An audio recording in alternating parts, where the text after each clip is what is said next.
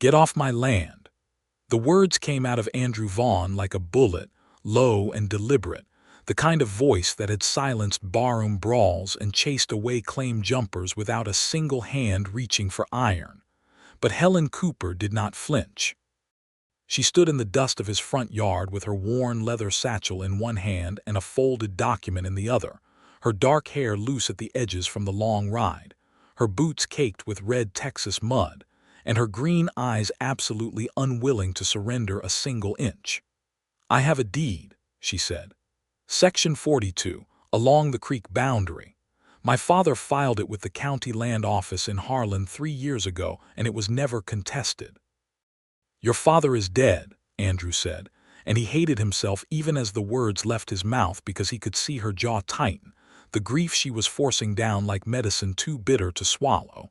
"And that land has been running my cattle since before the war." "Then you have been running your cattle on land that belongs to me," Helen said. She stepped forward and held the document out. "You are welcome to read it yourself, or we can ride to Harlan and let Judge Morrow settle it." "Either way, Mr. Vaughn, I am not leaving." He did not take the paper. He stood on the porch steps of the Rocking V Ranch with his jaw set and his arms crossed and his entire world tilting slightly sideways in a way he had not felt since the morning he woke up and his wife was gone. Not dead, gone. And that was a wound he carried so deep that it had become part of his skeleton, invisible to everyone but himself. "You cannot work 40 acres of creek land alone," he said finally. "Watch me," Helen said. That was 6 weeks ago. Helen Cooper had not been supposed to end up in Cutter Creek, Texas, in the spring of 1878.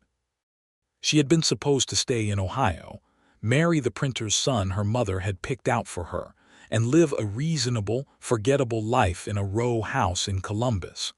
But her father, James Cooper, had been a man of different instincts. He had caught the land fever that swept through men of his generation like a religion, had read every pamphlet about the Western territories with the devotion of a convert, and had quietly, without telling anyone, filed a homestead claim on 42 acres of creek-fed land in Cutter Creek County under the provisions of the Homestead Act of 1862. He had planned to go himself. He had planned for years. He had died of pneumonia in the winter of 1877 before he ever got the chance to see it. Helen was 26 years old, and she had no husband, no brothers, a mother who had already moved in with her sister in Cincinnati, and a father's dream folded inside an official county document.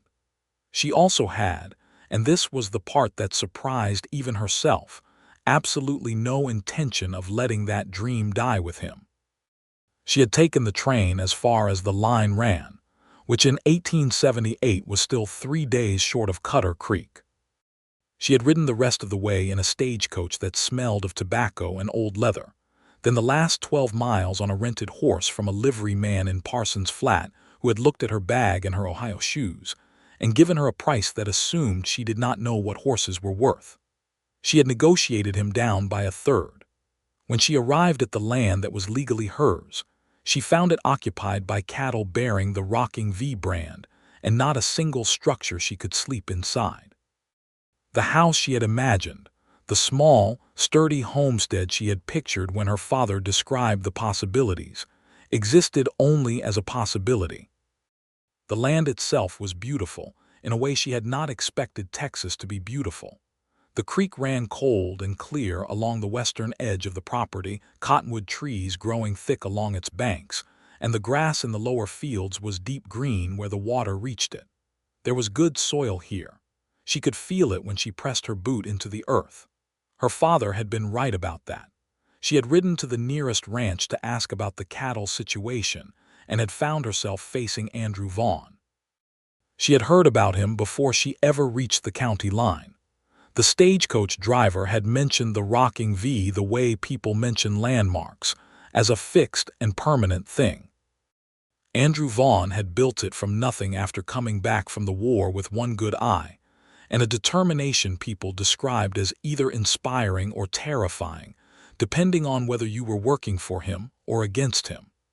He had married a woman named Clara in 1869, and Clara had disappeared in 1874, and nobody in Cutter Creek talked about that part unless they were whispering.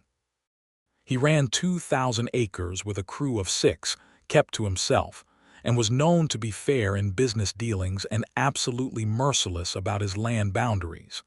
Helen knew all of this. She had still ridden up his drive. Now 6 weeks later, she was sleeping in a tent on her father's 40 acres with a borrowed cook stove and a stubborn plan, and absolutely no regrets about any of it, which was not entirely true but which she repeated to herself every morning like a prayer. The first week had been the worst. She had no shelter beyond the tent, no well, no cleared fields, and the rocking V cattle kept drifting through the unfenced boundary and eating the grass she needed for planting. She had gone back to Andrew Vaughn twice to report the boundary intrusions, and both times he had been courteous in a way that was colder than outright hostility, promising to move the cattle, and then watching her leave with an expression she could not read. On the 8th day, one of his ranch hands appeared at her tent. He was a young man named Eli Chambers, about 20 years old, with an honest face and a serious manner that reminded her of her younger cousins. "Mr. Vaughn sent me," Eli said, looking uncomfortable. "He says the creek boundary line needs proper marking with posts if you want the cattle to respect it. He says he will send 2 men to help set posts if you want." Helen looked at him steadily. "Did he send posts?" Eli hesitated. "No, ma'am." "Then tell Mr. Vaughn I appreciate the gesture," she said, "and I will be setting my own posts." She ordered the posts from the general store in town on credit, because her cash was nearly gone, and spent 4 days driving them into the earth herself with a mallet she borrowed from the blacksmith's widow who lived at the edge of town and whose name was Dora Finch, and who became, quickly and without ceremony, Helen's closest ally in Cutter Creek. Dora Finch was 53 years old and had buried 2 husbands and outlasted them both. She had a vegetable garden the size of a small field, opinions on every person in the county, and a laugh like a wagon wheel on rough ground. She also had a spare mule she was willing to loan. "Andrew Vaughn is not a bad man," Dora told Helen on the second evening, sitting outside her own house while Helen rubbed liniment into her blistered palms. "He is a hurt man, and that is sometimes worse." "What happened to his wife?" Helen asked. Dora was quiet for a moment. "She left. Took her things one night and left a note.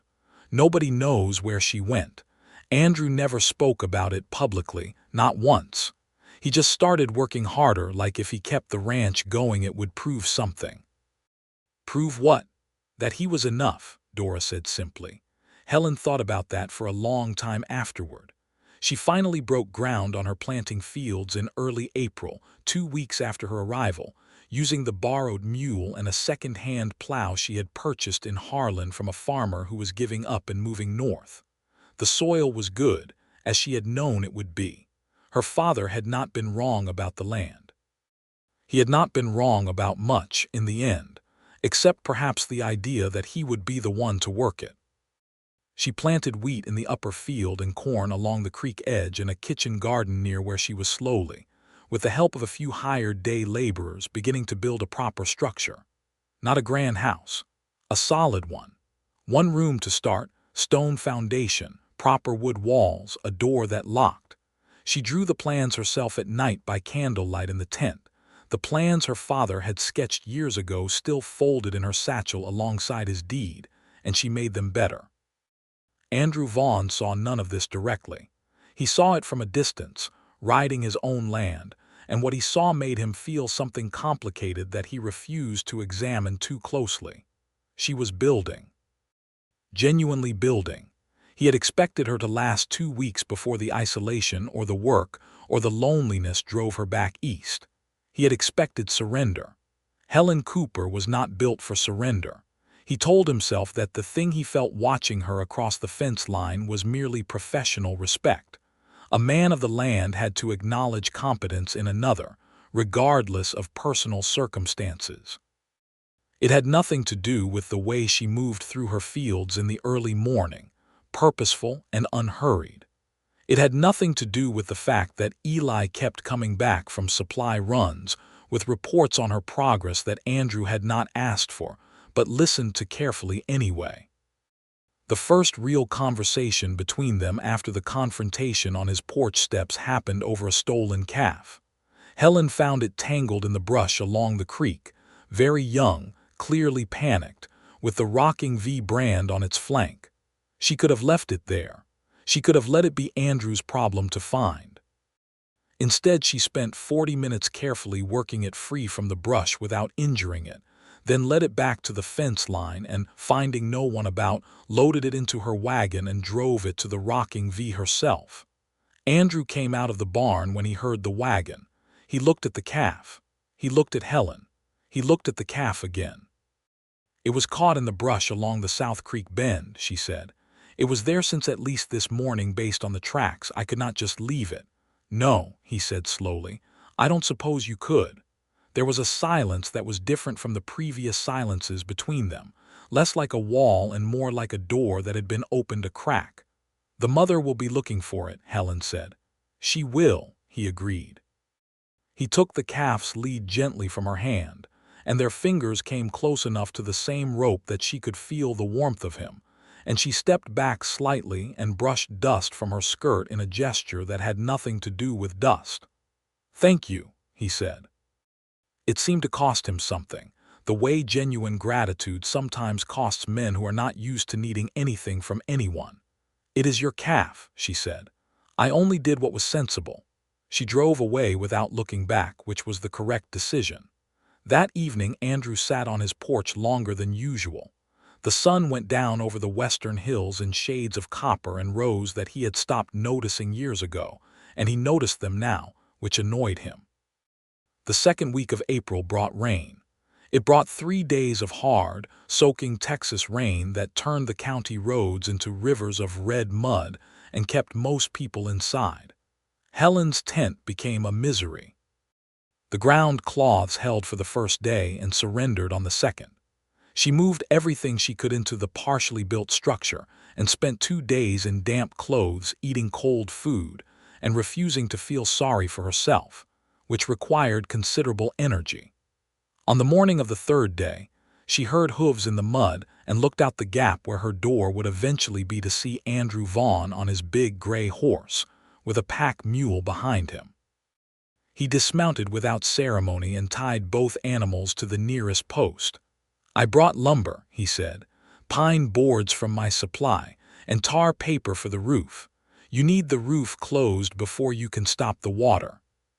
He looked at the half-finished structure with the professional eye of a man who had built his own ranch from the first board up. "I can have it closed in by dark if you help me." Helen stared at him. "Why?" The question caught him off guard, which she could see. Men in Cutter Creek did not ask why when someone offered help with a flooded camp. They said thank you and moved out of the way. But she had a right to know what this meant, what he was offering and what he would expect, and she was not going to pretend otherwise. "Because it is the right thing," he said, and then he said something she had not expected. "And because your father deserved to have this land properly finished, and since he cannot do it, someone should." She did not say anything for a moment. The rain dripped from the edges of the unfinished eaves. "All right," she said finally. "Let us get the roof on." They worked side by side for 7 hours in the rain. He was fast and precise and moved across the structure with a confidence born of long practice, and she matched his pace without complaint, handing up boards, holding corners while he nailed, learning the rhythm of what he was doing and anticipating the next step. He noticed that. He noticed that she did not ask what to do next but figured it out herself, and he noticed that she was stronger than she looked and did not pretend otherwise.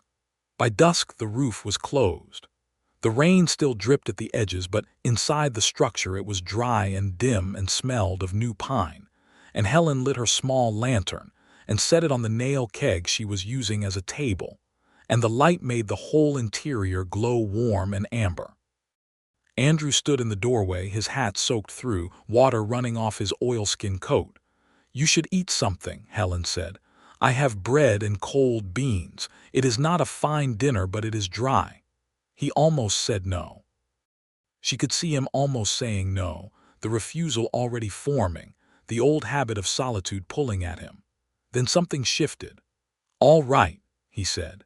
They ate sitting on opposite nail kegs with the lantern between them, and they talked for the first time like two people who were not opponents. He told her about the soil in the lower 40, about the way the water table ran under her property, about which crops did well in that particular quarter of the county. She told him about her father's plans, about the seed varieties she had chosen, about the layout she was working toward. He made a suggestion about the kitchen garden placement that she considered seriously, and then modified slightly in a way that was actually better than his original suggestion, and he acknowledged that without any particular difficulty. When he left, riding back through the now lightening rain toward the rocking V, he felt something he had not felt in years. He could not name it precisely, which troubled him. He was a man who named things. He named every calf born on his land, knew every fence post's exact location, could tell you the rainfall measurement for every month of the past 5 years. He liked things named and known and in their place. This feeling had no name yet, and that made it dangerous. Helen named it faster than he did because she was more honest with herself. She sat in her newly roofed house after he left and thought, "I am in trouble," not because she disliked him, quite the opposite. And she had not come to Texas to fall in love with a rancher who had a complicated past and a face like a closed fist and eyes the color of winter sky. She had come to work the land. That was what mattered. That was what her father had wanted. But the land was here, and so was Andrew Vaughn, and she was starting to wonder if that was a coincidence or something more deliberate than chance. May arrived in Cutter Creek with sudden heat and the thick, grass-sweet smell of a good spring season. Helen's wheat was 2 inches high in the upper field. The corn along the creek was showing its first green tips. The stone foundation of her house was complete, and the walls were up to her shoulder height on the remaining 2 sides, and she had hired a local carpenter named Gus Tibbet to help her for 2 days a week on credit against next harvest. She was not failing. Against every expectation, including several of her own, she was not failing. The town was starting to notice. Cutter Creek was a community of about 300 people, with a main street that ran 4 blocks and included a general store, a livery, a blacksmith, a church, a saloon, a land office, and a doctor's office above the pharmacy. The people of the town had opinions about everything and kept them freshly updated. Helen Cooper had been, in order, an object of curiosity, then mild amusement, then grudging respect. The man who shifted this trajectory most significantly was a land speculator named Morton Graves, who arrived in Cutter Creek in mid-May with a suit that was too fine for the county and a habit of buying drinks for men he intended to use. Helen first heard about Graves from Dora Finch, who had heard it from the postmaster, who had heard it from the hotel keeper.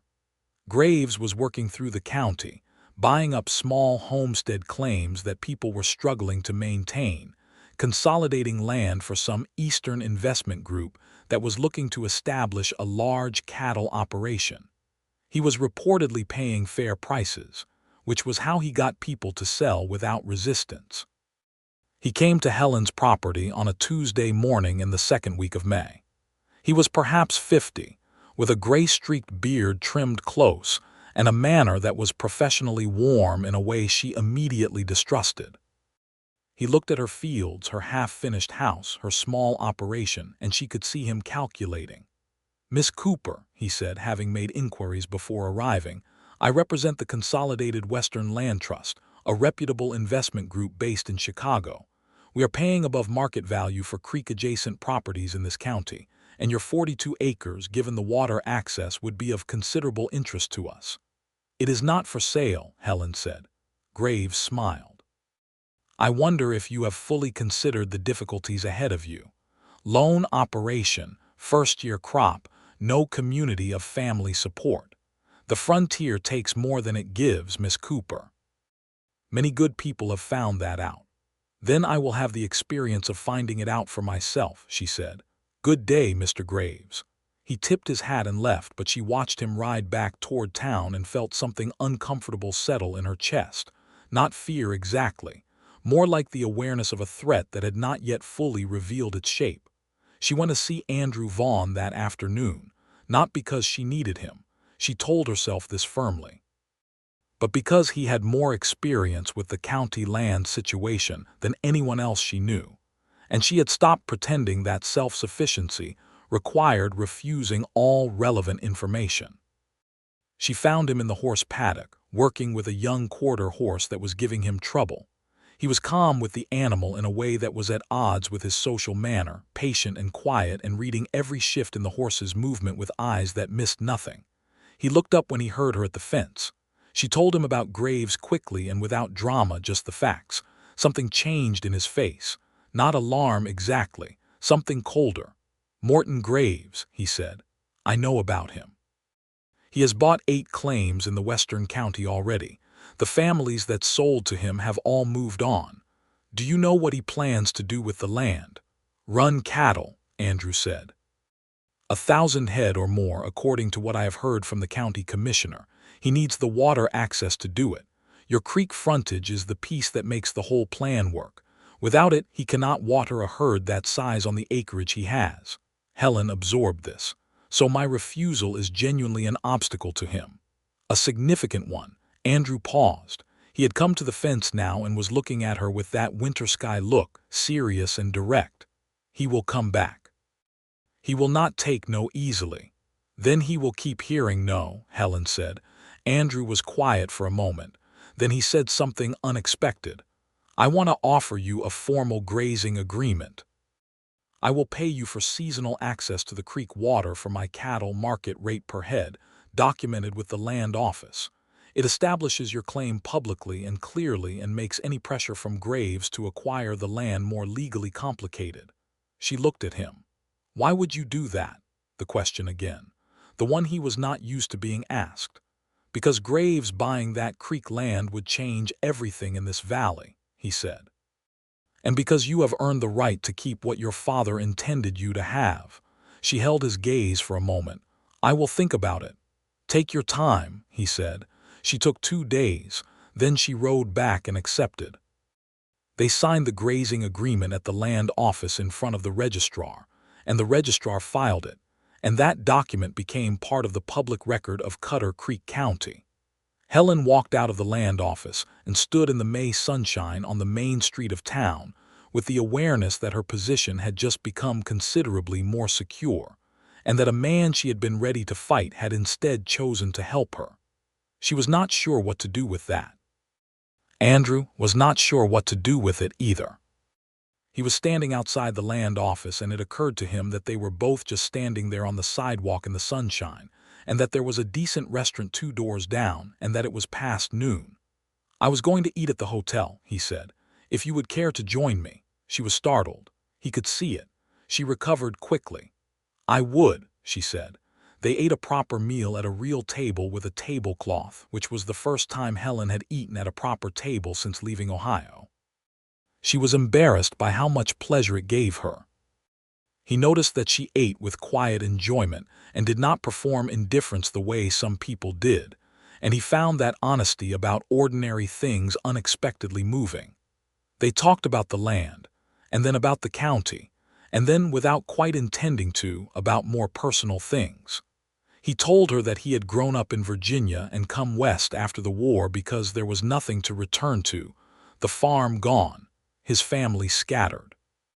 She told him that her father had been a schoolteacher who read books about the frontier with the hunger of someone who knew he might never get there. They were both, it turned out, the children of men who had reached for something just out of their grasp. He would have loved it here, Helen said, looking toward the window and the street beyond. He would have been absolutely terrible at the physical work for the first month, and then he would have figured it out. He always figured things out eventually. "He sounds like a good man," Andrew said. "He was," she said simply, and did not cry, though he could see that it cost her something. He told her about building the rocking V, about the first winter when the cattle herd was only 40 animals, and the bunkhouse had no proper insulation, and he and Eli's father, who had been his first ranch hand, had taken turns keeping the fire going all night in shifts so that the pipes did not freeze. He did not tell her about Clara. He was not ready for that. But she noticed the edges of the story, the places where there should have been someone else mentioned and was not, and she did not push. They walked out of the hotel restaurant into the warm afternoon and stood on the sidewalk again in the sun, and he said, "I will check the fence markers along the south boundary this week. Make sure they are properly located." "Thank you," she said, and she meant it for more than the fence. He tipped his hat and rode back toward the rocking V, and she stood watching until he was gone, which she was aware was sentimental and did not especially care. June came burning and bright, and the wheat grew thick and strong, and Helen hired Eli Chambers for 3 days a week from Andrew with Andrew's blessing and Eli's obvious enthusiasm. Eli was a hard worker and good company, and young enough that he thought everything Helen did was impressive, which was occasionally exactly what she needed to hear. Morton Graves came back in mid-June with a different approach. He arrived not at Helen's property but at the land office and filed a formal contest against her homestead claim, arguing on a technical provision of the 1862 Act that continuous residence had not been established, that the tent structure in the early weeks did not satisfy the habitation requirement. Helen heard about it from the registrar, a thin and conscientious man named Mr. Pettigrew, who sent her a note to her property by way of the post rider. She read the note twice and sat down on her doorstep, which was now a proper wooden doorstep with a real door behind her, and felt the first genuine wave of real fear she had allowed herself since arriving. If the claim was contested successfully, she would lose everything: the deed, the field she had planted, the house she had built with her own hands. She would lose her father's dream for good. She was in town the next morning at 8 o'clock. Andrew was there already. He had heard the news from a different source and had ridden in before her, and when she walked into the land office she found him and Mr. Pettigrew deep in discussion with a document spread between them. Andrew looked up. His expression was steady and deliberate in a way that she recognized as him managing something beneath the surface. "I have already pulled the habitation records," Pettigrew said to Helen. "Mr. Vaughn pointed out that the grazing agreement signed in May explicitly refers to improvements and residency on your property, which functions as a legal acknowledgement by a third party of your habitation. That substantially weakens Graves's argument." "It is not certain," Andrew said, looking at her directly. "We need a lawyer. There is one in Harlan, a man named Whitmore, who knows homestead law. I have sent a writer this morning." Helen looked at him. "You sent a writer this morning?" "Yes. Before you knew I would come to town." "I knew you would come to town," he said, and there was something in his voice that was not quite simple practicality, and they both noticed it, and neither of them addressed it directly because Mr. Pettigrew was standing right there. "How long does a contest take?" Helen asked, turning to the registrar. 4 to 6 weeks for a hearing before the county commissioner," Pettigrew said. "In the meantime, your operations may continue. The contest does not halt your use of the land." "Then I will keep working," Helen said. She did keep working. Through the uncertainty of the contest, through the weeks of not knowing, she kept working with a determination that had a different quality to it now, something fiercer and more personal. She was fighting for the land and she knew it, and somehow that made her care about it even more. Andrew came to her property twice a week through June, sometimes with Eli, sometimes alone. He helped her finish the third wall of the house, talked through the crop rotation she was planning for the following year, helped her assess the water yield of the creek during dry weather. He brought things without announcing them: a proper window glass from Harlan, a set of better tools from his own supply, a leather-bound planting calendar from the mercantile in town that he left on her doorstep without a note. She left a jar of the first jam she made from the wild plums along the creek on his porch in return. She put no note with it either. They were communicating in a language without words, and both of them were aware of it, and neither of them was ready to translate. It was Eli Chambers who finally said something, with the blunt and innocent directness of the young. He was helping Helen stake out a new section of fence on a Wednesday afternoon in late June, and he said, without looking up from the stake he was driving, "You know Mr. Vaughn has not eaten at the hotel with anyone in 4 years." Helen kept working. "Is that so?" "Yes, ma'am, and he does not usually leave tools on people's doorsteps either." "Eli," she said mildly. "I am just observing facts," he said, and grinned at the fence post. The lawyer named Whitmore arrived from Harlan in the first week of July, and proved to be a compact, sharp-eyed man of about 45, who had clearly argued homestead cases before and knew where the pressure points were. He reviewed Helen's documents, the grazing agreement, the land office records, Mr. Pettigrew's detailed habitation notes, and sat in Helen's newly completed main room, which had a proper plank floor and 2 glass windows and a cook stove, and declared that Graves's contest was weak. "He is betting on a technicality that was already marginal before you established continuous habitation," Whitmore said. "With the improvements you have made and the signed agreement, the commissioner will almost certainly rule in your favor. But," he paused, "Graves likely knows this. A man like this does not file a losing contest to win the contest. He files it to pressure you into selling before the hearing." "He will wait a long time," Helen said. "If he cannot buy you out, he may try other methods of pressure," Whitmore said carefully. "It is worth being aware." Andrew, who was sitting in the second chair at her table, said nothing, but his expression went careful and still in a way that meant he was already thinking about what those other methods might look like.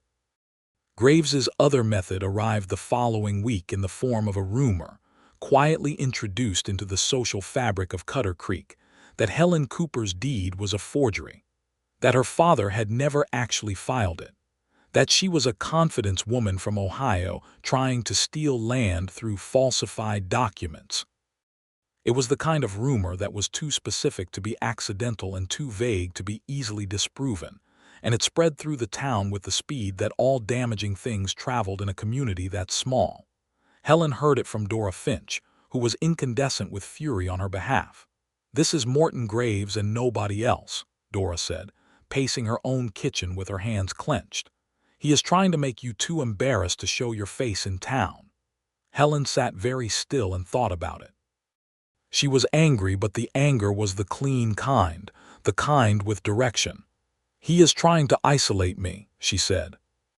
"Make me feel that the community has turned against me so I have no support and no reason to stay." "He is wrong about the community," Dora said firmly. "Let me tell you something about Cutter Creek." And Dora was right. The community, while temporarily confused by the rumor, had been watching Helen Cooper work her land for 2 months now, had seen the fields she planted and the house she built and the posts she drove, and a rumor about documents sat very uneasily against the evidence of those calloused hands and that wheat waving in the upper field. The general store owner, whose name was Hector Beale, took it upon himself to write a letter to the county land office in Harlan confirming his personal knowledge of Helen's residency. The blacksmith's apprentice, who had done 3 days' labor on her stone foundation, said publicly that any man who called Helen Cooper a fraud did not know the meaning of the word hard work. And Andrew Vaughn rode into town on a Friday morning and walked into the barber shop, which was where the men of Cutter Creek gathered to air the week's opinions, and said quietly and clearly that he had reviewed Helen Cooper's deed personally, that he had signed a legal agreement with her that referenced its validity, and that any man who repeated the forgery rumor in his presence was going to have a harder conversation than he was prepared for. He said it without raising his voice, which made it considerably more effective. Helen did not hear about this from Andrew. She heard about it from Eli, and then from Dora, and then from Hector Beale at the general store, where she was picking up her monthly supply order. Each person who told her looked at her with a particular expression that she eventually identified as the expression of people watching something they had been hoping would happen. She went to the Rocking V that evening. She had not planned to. She rode there with the intention of thanking him for what he had done, professionally and clearly, and riding home. That was the plan.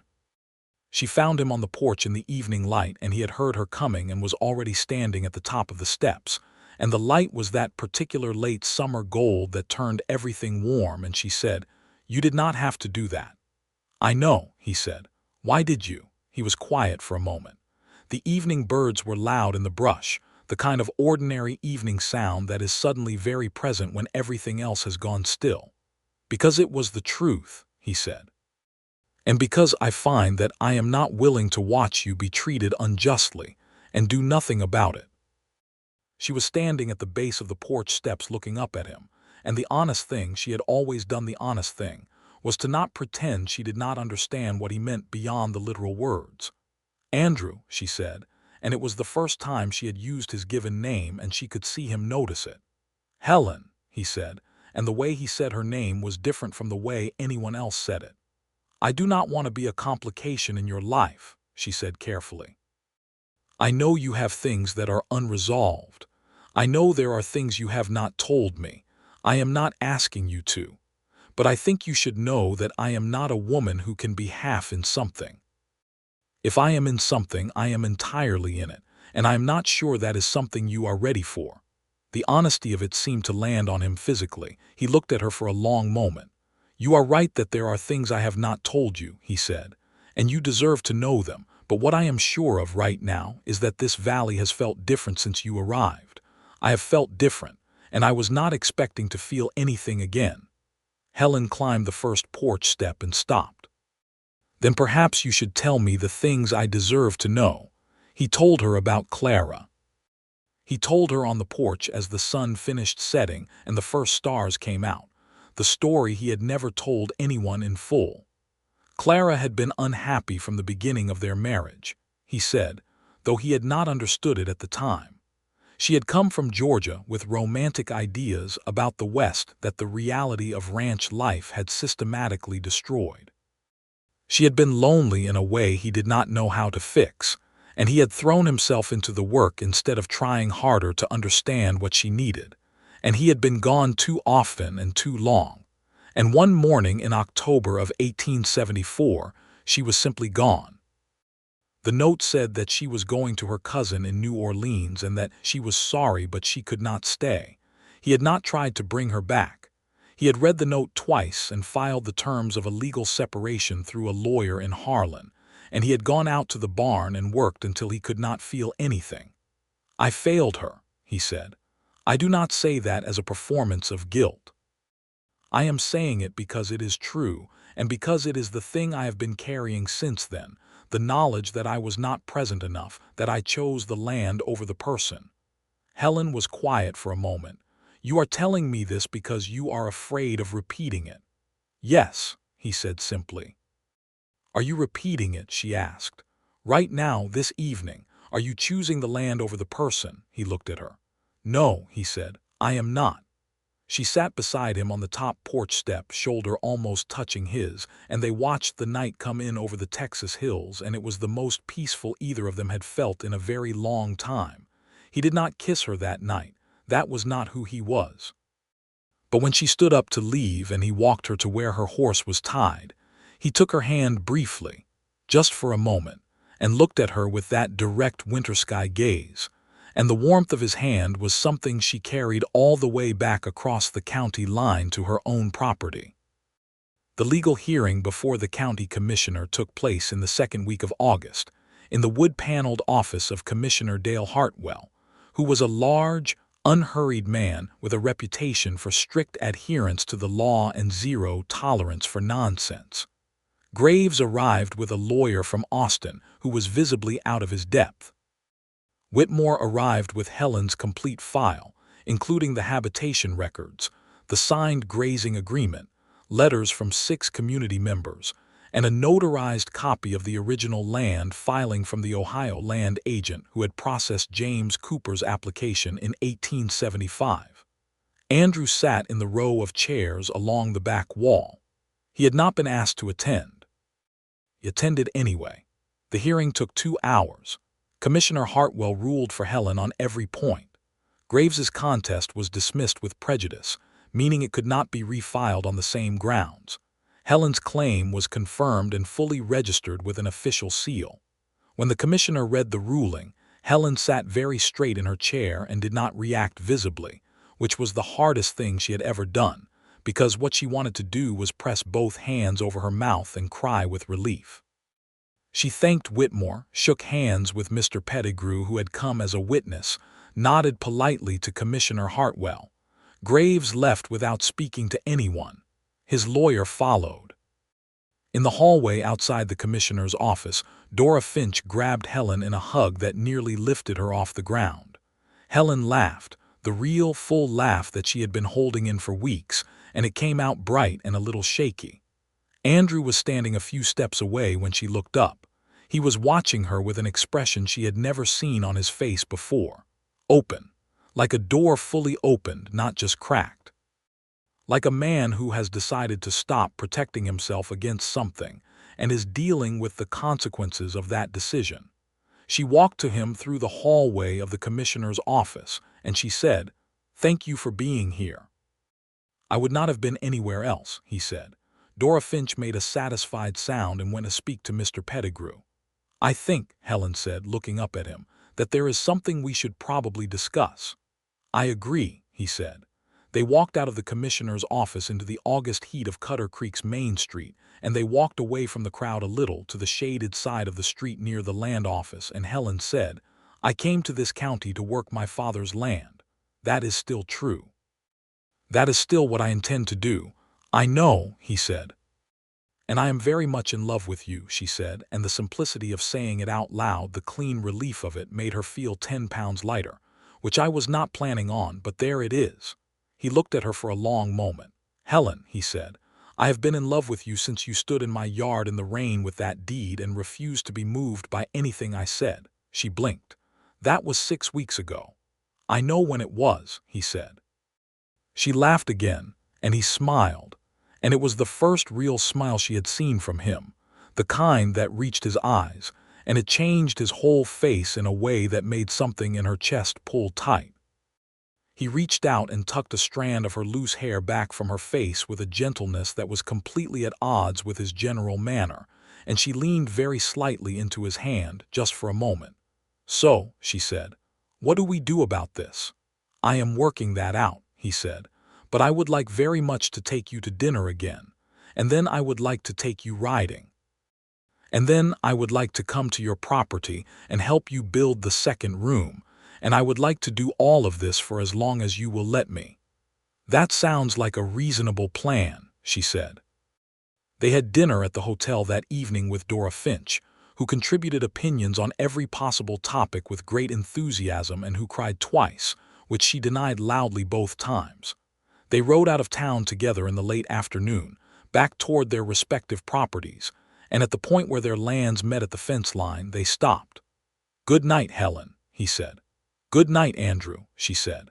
They sat their horses at the fence line in the evening light, and neither of them moved for a moment. "The morning," he said. "I will come in the morning." "I will make coffee," she said, and turned her horse toward home. The following weeks had a different quality to everything. The work continued, and there was plenty of it. The wheat in Helen's upper field was ripening toward the first harvest and would need to be cut and threshed before the season turned. Andrew brought 2 of his ranch hands to help with the cutting on the first day and worked alongside them himself, and Helen and Eli and Gus Tibbet worked the other half of the field. And by mid-afternoon they had cut and stacked the whole upper section and stood in the stubble field with sweat-soaked shirts, and the sweet, dusty smell of ripe wheat all around them. And Helen looked at her first harvest standing in stooks against the late summer sky and felt her father so close and so present that she had to stop and breathe through it. Andrew was beside her. He had been watching her face. He said nothing. He just stood there close enough that she could feel his arm against her shoulder, and that was enough. It was exactly enough. The harvest came in well. Not extravagantly, but solidly, enough to settle her accounts at the general store and pay Whitmore's fee, and put a small sum aside toward the following year's seed. The corn along the creek came in late August, heavy-eared and good, and she sold half of it to the feed merchant in Harlan and traded the rest at Beale's store for the winter supplies she would need. She was not just surviving, she was building something real. Andrew came to her property most mornings for the following 2 months. Sometimes they worked side by side. Sometimes they rode the boundary lines together, looking at what the season had done to the land, planning what the next year would look like. Sometimes they just sat on her porch, which had a proper railing now, and drank coffee and talked about everything, about nothing in particular, about things they had never told anyone else. He told her about growing up in Virginia, about his mother who had died when he was 12 and his father who had not quite recovered from that, and had turned hard in ways that Andrew had spent a long time sorting out in himself. She told him about teaching school for 2 years before her father died, about the children she had loved, and the ones who had driven her to the edge of her patience, and the particular satisfaction of watching a child's face change when something finally became clear. He told her about the winter 3 years ago when the cattle fever had swept through the county, and he had lost 40 animals in 2 weeks, and had thought for a time that the ranch would not survive it. She told him about the crossing from Columbus to Texas, about the woman on the stagecoach who had offered her whiskey from a flask at 11 in the morning, and the conversation that had followed, which was one of the more interesting conversations of her life.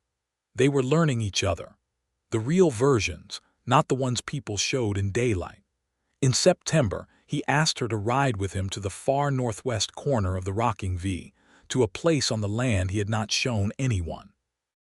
They rode for an hour through good grass country to a rise where the land opened up and you could see the whole valley below, the creek winding silver through it, both their properties laid out like a map, the town of Cutter Creek a cluster of buildings in the middle distance. "This is where I come when I need to remember why I built it," he said. "When I was not sure I was going to make it, that first winter, I would ride up here and look at it and make myself see what it could be." She understood this completely. "Thank you for showing me. I wanted you to see it," he said. He was looking at the valley, not at her. "Helen, I want to ask you something and I need you to answer honestly because anything else would be a waste of both our time." "I always answer honestly," she said. "You should know that by now." "I do know it." He turned to look at her then. "Is there any world in which you would consider staying permanently, not leaving when the crop is established or when you have proven whatever it is you needed to prove, staying here in Cutter Creek, on your land, near mine?" Her heart was doing something complicated. "Is that what you are actually asking?" He took a breath. "No, it is not." He reached into his coat pocket and produced a small object that caught the light, a ring, gold with a small inset turquoise stone, that was exactly the blue of the Texas sky at noon. "I am asking if you will marry me, which I know is an enormous thing to ask, and I know you have your land and your plans and you did not come here for any of this. But I need you to know that I have thought about this carefully, and the conclusion I keep arriving at is that I cannot imagine this valley without you in it. I cannot imagine my life without you in it, and I would spend the rest of it, however much that is, making absolutely certain you never feel the way Clara felt, that I am present, that I choose you every single day." Helen looked at him for a long time. The valley spread below them in the afternoon light. Her 40 acres were down there, her wheat stubble and her corn fields and her stone foundation house with its glass windows, her father's dream made real. "Andrew," she said, "the answer is yes. It was always going to be yes. I was just waiting for you to catch up." He made a sound that was not quite a laugh and not quite a sob and was entirely him. He reached for her hand and slid the ring onto her finger, which fit so well that it seemed impossible but was simply true, and then he looked at her with that open-door expression and said, "I need you to know that I am going to be imperfect at this." "I know that," she said. "So will I. We will figure it out." He kissed her there on the rise above the valley, with the whole of Cutter Creek spread below them and the afternoon light burning gold through the cottonwoods, and it was a kiss that was nothing like a first kiss between strangers. It was the kind of kiss that happens between two people who have already been honest with each other, which made it both simpler and more profound than most first kisses ever were. They rode back down the hill holding hands when the terrain allowed it, and everything looked the same and everything was different. They were married in October, in the Cutter Creek Church, which was a small white building with a bell that was slightly cracked and rang with a wavering sound that everyone in the county had learned to love. The ceremony was performed by Reverend Alcott, who had kind eyes and a tendency to speak at length about the nature of commitment, which Andrew bore with impressive patience. Dora Finch was in the front row and cried openly and without apology. Eli Chambers served as Andrew's witness in a new shirt that he had clearly ironed for the first time in his life. Gus Tibbet, the carpenter, came with his wife and 3 children and stood in the back with the slightly bewildered look of a man who is moved by things but does not know what to do with that feeling. Mr. Pettigrew from the land office came and sat near the middle and looked deeply satisfied, as if a legal document had resolved itself correctly, which was perhaps how he experienced most of life's events. Helen wore a dress she had made herself from fabric she had ordered from Harlan, dark blue wool, with a collar of cream lace that had been her mother's, and that she had brought from Ohio in the bottom of her satchel without quite knowing why. Her dark hair was pinned up with the kind of care that she generally did not have time for, and that made her look, Andrew said quietly while they stood before Reverend Alcott, exactly like herself, only more so. He wore his one good suit and a new hat, and had combed his hair in a way that Eli had apparently assisted with, and that made him look younger and slightly embarrassed about it, which she found completely endearing. She said the words of the ceremony with the same steady conviction she brought to everything, looking directly at him. He said his with a quiet deliberateness that made every word its own distinct thing, something to be meant and not just said. They were married. They had a modest celebration at Dora's house afterward, because Dora had insisted and had been cooking for 2 days and was not going to waste it. There was a fiddle player and dancing in the parlor and on the porch, and Andrew Vaughn, who Helen had assumed was too contained for dancing, turned out to be a very good dancer, easy and unhurried and completely unself-conscious when she was his partner. They rode out to the rocking V that night under a sky brilliant with stars, and Helen looked up at the familiar constellations that were the same ones she had watched from Ohio and thought that her father would have been pleased, not just about the land, about this, about all of it. She told Andrew this, sitting on his porch, now their porch, that first evening, and he reached over and took her hand and held it. "He sounds like a man who wanted you to be happy," Andrew said. "He was," she said. "He would have liked you, eventually, after he got over being suspicious. I would have deserved the suspicion," he said, "for a while." She laughed, and he smiled, and they sat in the quiet of their joined land with the stars above and the creek running in the distance and the cattle breathing somewhere in the night pasture, and it was as close to complete as either of them had ever felt.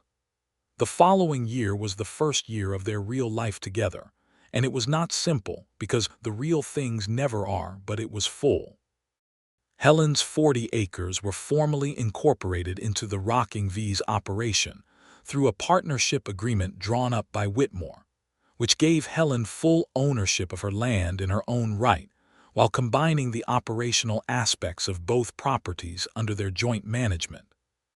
This was Andrew's idea, presented carefully, because he understood that her land was not just property but identity, and he was not going to absorb it into something that erased her name from it. The legal filing at the land office listed both their names, Rocking V Ranch, Andrew Vaughn and Helen Cooper Vaughn. She moved her things from the stone house to the Rocking V's main house, which was larger and better appointed, but which she immediately set about improving in ways that Andrew cheerfully accommodated.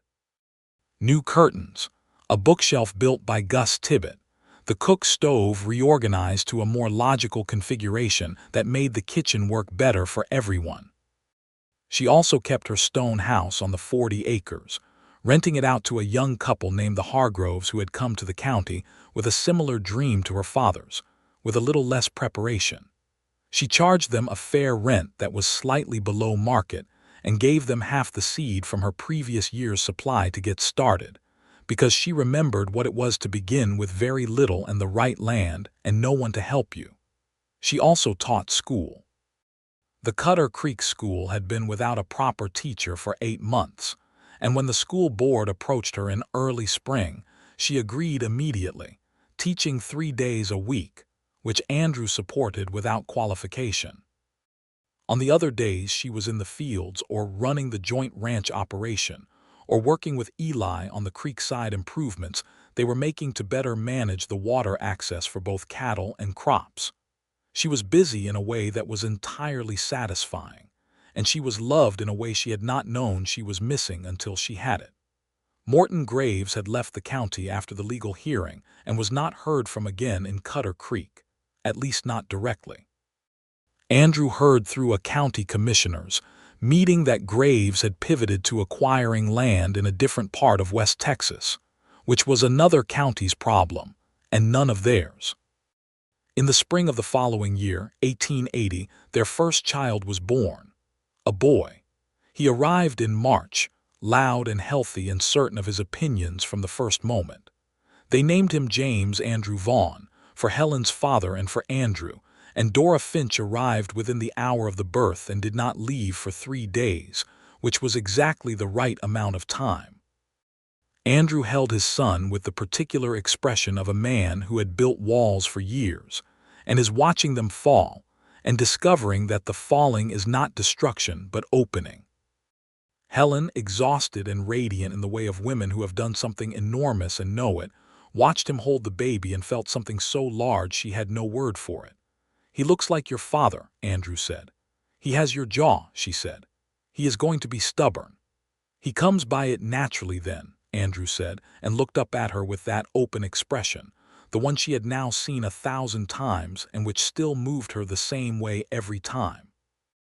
Eli Chambers, who was now 22 and had grown from a shy boy into a genuinely capable young man, had developed his own romance with the schoolmaster's daughter from the neighboring county, a steady and cheerful young woman named Ruth who appeared at the Rocking V for dinner with increasing frequency.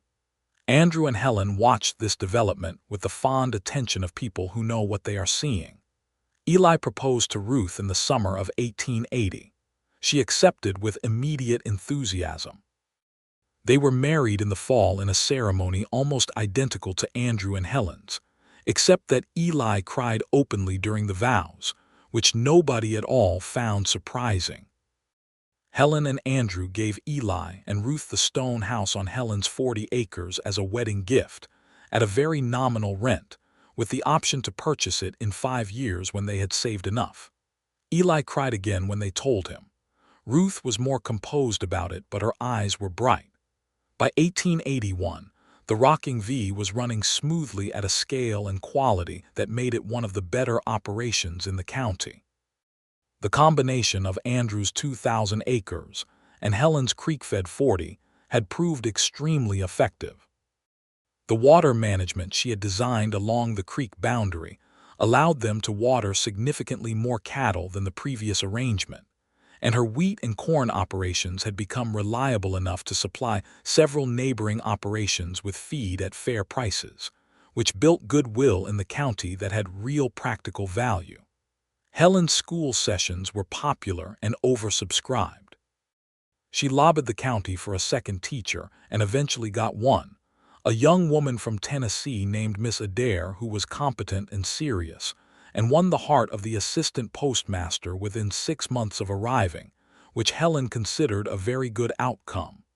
Their second child came in 1882.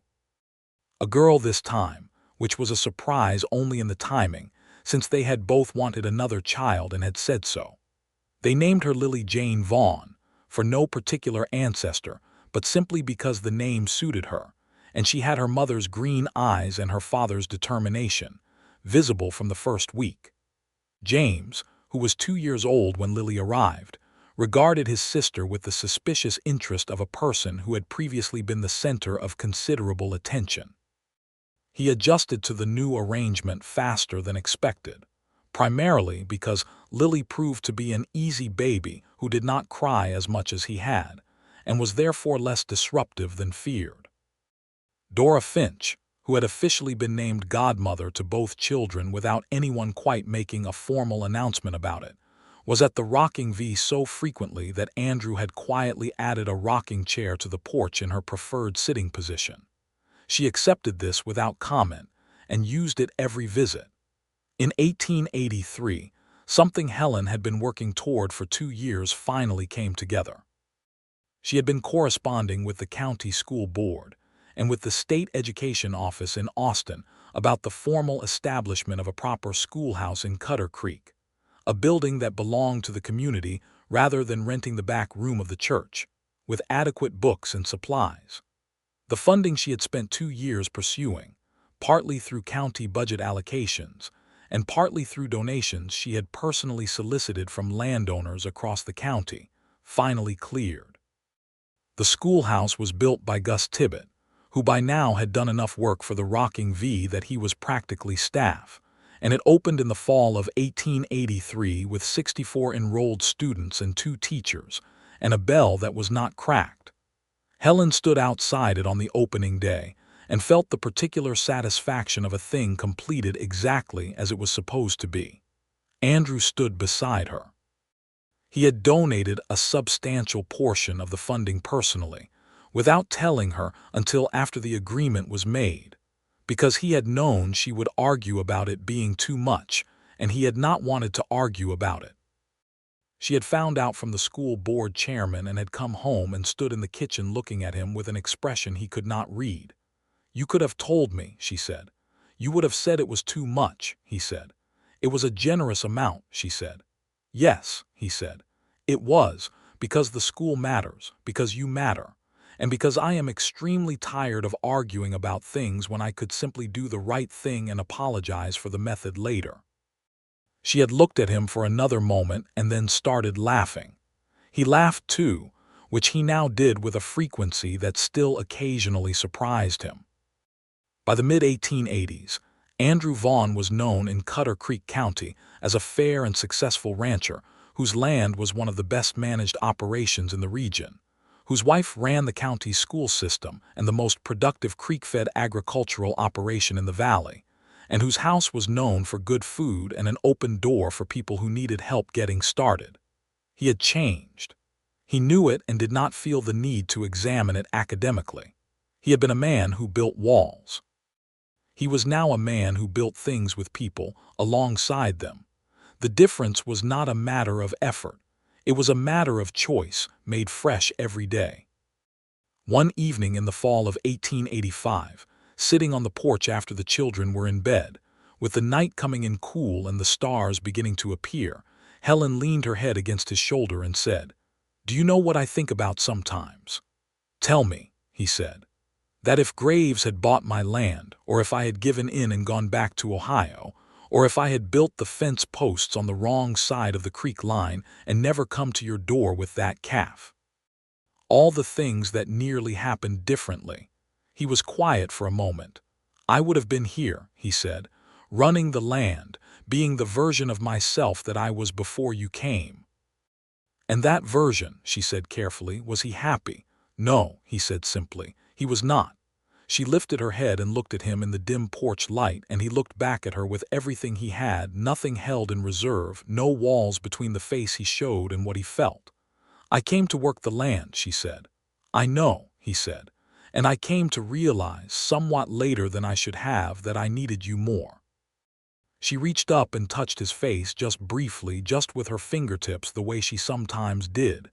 "You needed it all," she said. "The land and the life and someone to share it with. They were never separate things." "No," he said, "they were not." He took her hand from his face and held it, lacing his fingers through hers, and they sat together in the cool fall evening with the land spread out all around them. Both of theirs and neither of theirs, the way things truly felt when they were shared rather than possessed, with the sound of their children breathing in the house behind them and the creek running in the dark distance, and the stars coming fully out above the Texas hills. In 1887, they built a larger wing onto the Rocking V's main house, because James was 7 and Lily was 5, and both of them had the energy of people who had been raised with good land under their feet and no shortage of things to do. The new wing had proper bedrooms for both children and a study for Helen that Andrew built himself, with a proper desk and bookshelves along 2 full walls, because she had been working at the kitchen table for 7 years and he was not going to accept that for a single more season. She stood in the completed study on the day it was finished, running her hand along the smooth wood of the shelves, and said, "This is the finest room in the house." "It should be," he said from the doorway. "You spend the most time building things that matter." She turned around and looked at him, and he was leaning in the doorway with his arms crossed and his expression that particular fond and steady thing that was entirely his own and entirely for her. And she thought of herself arriving in this county 3 years before her wedding with her satchel and her father's deed and nothing else but determination, and she thought of all the things that had grown from that beginning. "Andrew," she said. "Helen," he said, "I need to tell you something." He straightened slightly. He could always tell when something important was coming. "We are going to have another child," she said.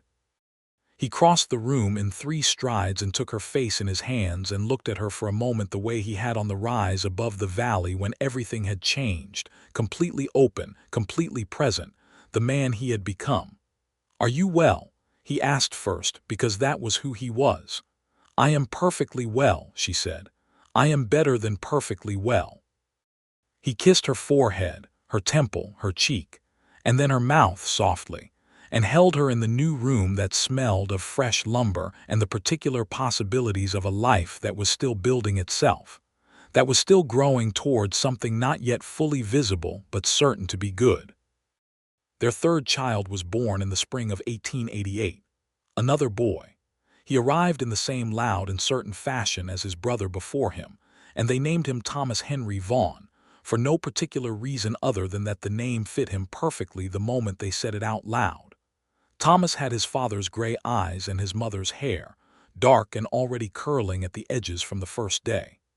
James, now 8, received his new brother with grave and elder sibling seriousness. Lily, who was 6, was immediately and completely enchanted, and had to be gently redirected from holding the baby approximately every 45 minutes for the first week. Dora Finch arrived and stayed for 4 days, and nobody suggested she leave any sooner. Eli and Ruth Chambers, who had purchased the stone house on Helen's 40 acres in 1885 as planned, had 2 children of their own by now, a boy of 4 and a girl of 2, and the 2 families spent Sunday afternoons together with a frequency that made the next generation grow up as cousins in all but blood. By 1890, Cutter Creek had grown. The railroad had extended its line 30 miles closer, and a new branch line was being planned that would eventually connect the county directly, which would change everything about how they moved cattle to market and how supplies came in. Andrew spent a great deal of time in county meetings about the railroad question, and Helen, who had become an informal but highly effective presence in county affairs through her school board work and her relationships across the ranching community, sat beside him at most of these meetings and said less than he did, but with considerably more effect. Commissioner Hartwell, who had retired from his role but was still a prominent citizen, observed at a county gathering that the Rocking V operation was the kind of thing the settlement of the West was supposed to produce, but too rarely did. A going concern that made the community around it better and not just itself richer.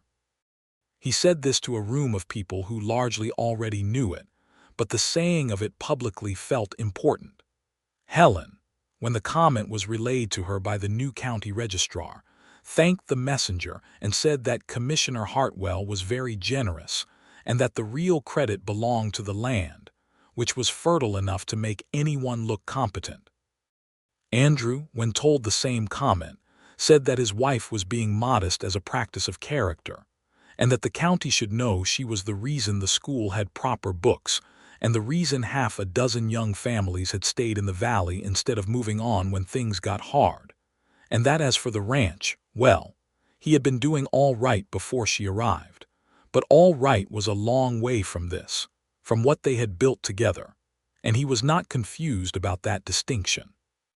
The registrar wrote it down, because it seemed like the kind of thing that should be in the record. On an evening in October of 1890, Andrew and Helen sat on the porch of the rocking V in the old wooden chairs that had been on that porch longer than she had been in Texas. James was inside doing his school lessons at the kitchen table. Lily was reading in her room. Thomas was already asleep, having worn himself entirely out by early evening in the manner of vigorous 2-year-olds throughout history. The evening was cool and clear, the kind of clear that only comes in autumn in Texas, when the sky goes very deep blue before the stars come fully out. The land around them was settled into itself, the way land is at the end of a harvest season, quiet and completed, and already beginning the long underground work of the next year. Helen had a cup of tea cooling in her hands. Andrew had his boots off, which was an indication of complete ease that she had learned to read over 12 years of marriage as more reliable than most declarations. "I want to ask you something," she said. "Ask," he said. "If you had known that spring morning when I came up your drive with my father's deed and refused to leave, if you had known all of it, what it would cost you, what it would change, what it would require of you.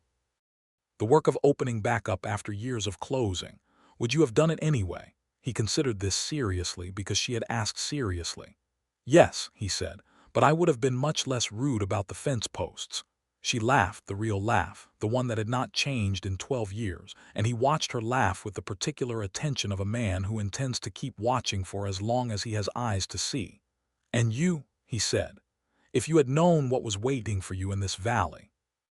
Not just the hard seasons and the legal battles and the work, but me, the difficulty of me at the beginning, would you still have come?" She turned and looked at him fully with 12 years of knowing him in her face, the truth of him, the whole complicated real version. "I came to work the land," she said, "and I found everything else. Yes, I would still have come.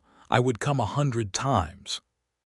He reached over and took her hand, and they sat in the evening on their land, in the life they had made from a deed and a determination, and a choice that had been made fresh every day for 12 years. And they were not finished yet, not close to finished. There was more planting left to do, and more seasons left to see, and more mornings left to wake up to the Texas light, with the children stirring inside, and the cattle moving in the far pasture, and the creek running cool along the boundary of what was hers and what was his, and what had long since become so entirely theirs that the distinction was only interesting as history. The stars came fully out above Cutter Creek, Texas. The land was still. The house was warm behind them. The night was full of the ordinary, extraordinary sounds of a life that was exactly where it was supposed to be.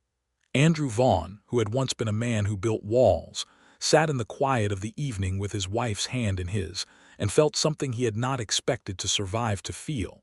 Simple, complete happiness, not the kind that depended on nothing going wrong. The kind that had been tested by real things and had held. The kind that was not blind to difficulty but had chosen this anyway, had chosen this every day, and intended to keep choosing it. Helen Cooper Vaughn, who had come to Texas with a deed and a borrowed mule and a determination as deep as the creek water that ran through their land, looked up at the stars and thought of her father who had read the pamphlets and dreamed the dream and never got there. She hoped that wherever he was he could see it, the house, the fields, the children, the man beside her with his boots off and his hand warm around hers. She thought he could. She thought he could see all of it and that he was not sorry he had sent her. "Good night," she said softly, to the stars, to her father, to everything that had led her here. Andrew looked at her and understood without asking what she was saying and to whom. He lifted their joined hands briefly and held them there for a moment against the night sky. Then he said, "Come inside. It is getting cold." And she did, and he followed, and the porch light went out behind them, and the land settled further into its evening quiet, and the rocking V Ranch in Cutter Creek County, Texas, went on into the night with all its lights burning warm against the dark. A home that had been built by two people from different starting points who had found, in the shared work of a shared life, the thing they had each been reaching for without knowing exactly what it was. They had both found it. It looked exactly like this.